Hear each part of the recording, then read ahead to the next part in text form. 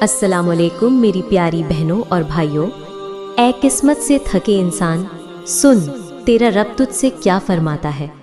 اے قسمت کے مارے، اے وقت کے ستائے ہوئے انسان، اے وہ شخص جو راتوں کو سسک کر اٹھتا ہے اور دن کے اجالے میں اپنے ٹوٹے ہوئے خوابوں کے ٹکڑے چنتا ہے۔ کیا تیرے دل میں یہ سوال اٹھتا ہے کہ سب کچھ ختم ہو گیا؟ کیا تیری آنکھیں آسمان کی طرف اٹھتی ہیں اور شکایت کرتی ہیں کہ اے رب میرے ہی ساتھ کیوں؟ کیا تجھے لگتا ہے کہ تیری قسمت کی سیاہی اتنی گہری ہے کہ اب کوئی روشنی کی کرن نہیں آ سکتی؟ رک جا، ٹھہر جا میرے دوست، اپنے آنسوؤں کو ایک پل کے لیے تھام لے، اپنی اس بے چینی کو ایک لمحے کے لیے سکون دے، کیونکہ آج میں تجھ سے نہیں، تیرے اندر ٹوٹے ہوئے اس انسان سے بات کرنے آئی ہوں۔ میں تجھے یہ بتانے نہیں آئی کہ سب ٹھیک ہو جائے گا، میں تجھے وہ سنانے آئی ہوں جو عرش عظیم کا مالک، تیرا اور میرا رب تجھ سے فرما رہا ہے۔ سن کہ جب انسان کہتا ہے میں تھک گیا، تو اللہ کیا فرماتا ہے؟ تم کہتے ہو میری نوکری چلی گئی، میرا کاروبار ڈوب گیا، میں برباد ہو گیا۔ تم کہتے ہو رشتے نے دھوکہ دے دیا، جسے سب سے زیادہ چاہا اسی نے دل توڑ دیا، میں اکیلا رہ گیا۔ تم کہتے ہو صحت نے ساتھ چھوڑ دیا، ہر طرف سے بیماری نے گھیر لیا ہے، اب کوئی امید نہیں۔ تم نے گنا ہے کہ تم نے کیا کھویا ہے، لیکن کیا تم نے ایک لمحے کے لیے سوچا کہ ابھی بھی تمہارے پاس کیا ہے؟ نہیں، تم نے نہیں سوچا، کیونکہ تکلیف انسان کی آنکھوں پر پردہ ڈال دیتی ہے۔ لیکن سن میرا رب کیا فرماتا ہے۔ جب تو غم اور پریشانی کے اندھیروں میں ڈوب رہا ہوتا ہے، تو تیرا رب سورہ الضحیٰ میں قسم کھا کر فرماتا ہے، وَالضُّحَىٰ وَاللَّيْلِ إِذَا سَجَىٰ مَا وَدَّعَكَ رَبُّكَ وَمَا قَلَىٰ۔ قسم ہے دن کی روشنی کی، اور قسم ہے رات کی جب وہ چھا جائے۔ اے نمی، تیرے رب نے تجھے نہ تو چھوڑا ہے اور نہ ہی وہ تجھ سے ناراض ہوا ہے۔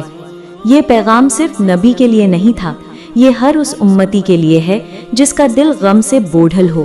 تیرا رب تجھ سے کہہ رہا ہے، اے میرے بندے، میں نے تجھے نہیں چھوڑا، میں تجھ سے ناراض نہیں ہوں۔ یہ رات کا اندھیرا اگر آیا ہے تو صبح کی روشنی کی قسم وہ بھی ضرور آئے گی۔ تم کہتے ہو یہ مشکل کب ختم ہوگی؟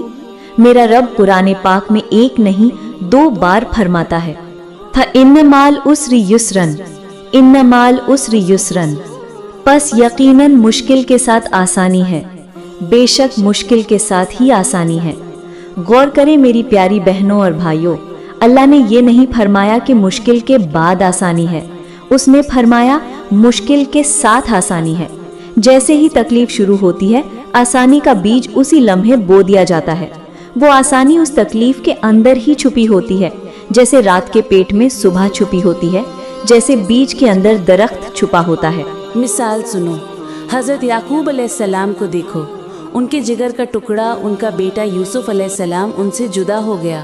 ایک بیٹا گیا تو اس کے غم میں روتے روتے دوسرے بیٹے کی جدائی کا غم بھی مل گیا۔ آنکھوں کی بینائی چلی گئی، زندگی میں چاروں طرف اندھیرا تھا۔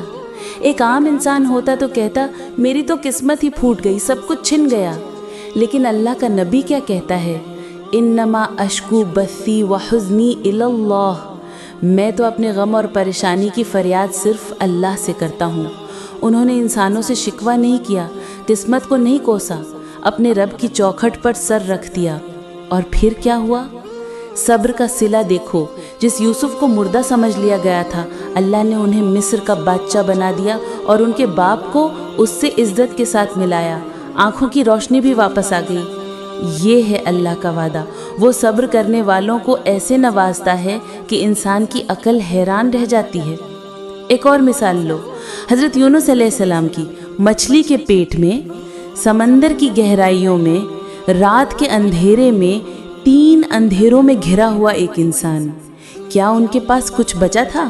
نہ زمین، نہ آسمان، نہ دوست، نہ کھانا، نہ پانی، سب کچھ چھن چکا تھا۔ لیکن ایک چیز نہیں چھنی تھی، اور وہ تھی دعا کی طاقت۔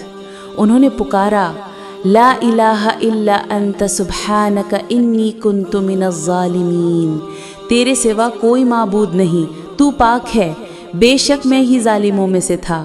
ایک آنسو، ایک اقرار، ایک پکار، اور سمندر کی تہہ سے مچھلی کے پیٹ سے نکال کر انہیں ساحل پر پہنچا دیا گیا۔ جب تمہارے پاس کچھ نہیں بچتا تب بھی تمہارے پاس سب سے بڑی طاقت دعا بچتی ہے۔ تمہارے سجدے میں گرے ہوئے آنسوؤں کی قیمت عرش کو ہلا دیتی ہے میرے دوست۔ ہمارے پیارے نبی محمد صلی اللہ علیہ وسلم نے فرمایا، مومن کا معاملہ بھی عجیب ہے، اس کے ہر کام میں بھلائی ہے۔ اگر اسے خوشی ملتی ہے تو وہ شکر کرتا ہے جو اس کے لیے بہتر ہے، اور اگر اسے تکلیف پہنچتی ہے تو وہ صبر کرتا ہے اور یہ بھی اس کے لیے بہتر ہے۔ یہ تکلیف، یہ آزمائش، یہ اللہ کی طرف سے سزا نہیں، یہ تربیت ہے۔ سونے کو آگ میں اس لیے نہیں ڈالا جاتا کہ اسے جلانا مقصود ہو، بلکہ اس لیے ڈالا جاتا ہے کہ اس کا میل کچیل نکل جائے اور وہ خالص ہو جائے۔ اللہ جب کسی بندے سے محبت کرتا ہے تو اسے آزماتا ہے تاکہ اس کے گناہوں کو دھو دے، اس کے درجات بلند کر دے اور اسے اپنے قریب کر لے۔ تو اے میری پیاری بہنوں اور بھائیوں، اٹھو، اپنی اس ٹوٹی ہوئی ہمت کو جوڑو، اپنی بکھرے ہوئے وجود کو سمیٹو۔ تو کہتا ہے تو نے سب کچھ کھو دیا؟ نہیں، تو نے کچھ نہیں کھویا جب تک تیرے پاس تیرا رب ہے۔ تو نے کچھ نہیں کھویا جب تک سجدے میں سر رکھنے کی توفیق تیرے پاس ہے۔ تو نے کچھ نہیں کھویا جب تک تیری زبان یا اللہ پکار سکتی ہے۔ تیری ہاری ہوئی قسمت نہیں، تیری ہمت ہاری ہے۔ اپنی قسمت کو کوسنا چھوڑ دے۔ وہ ذات جو پتھر میں کیڑے کو رزق دیتی ہے، جو پرندے کو صبح خالی پیٹ بھیجتی ہے اور شام کو بھرا ہوا پیٹ واپس لاتی ہے، کیا اس نے تجھے لاوارث چھوڑ دیا ہے؟ ہرگز نہیں۔ اٹھ، وضو کر اور جائے نماز بچھا۔ اندھیری کوٹری میں اپنے رب کے سامنے رو، اسے بتا اپنا ہر دکھ، اپنی ہر تکلیف۔ کہہ دے، یا رب میں کمزور ہوں تو قوت والا ہے، میں فقیر ہوں تو غنی ہے، میں خالی ہاتھ ہوں تیرے خزانے بھرے پڑے ہیں، یا رب مجھ پر رحم فرما۔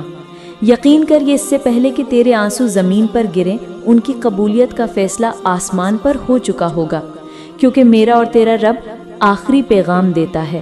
اللہ کی رحمت سے نا امید مت ہو، یہ نا امیدی کفر ہے میرے دوست، اور امید ایمان ہے۔ اٹھ، تیرا رب تجھے بلا رہا ہے، تیری قسمت اس کے ہاتھ میں ہے، اور وہ ارحم الراحمین ہے، سارے رحم کرنے والوں سے بڑھ کر رحم کرنے والا۔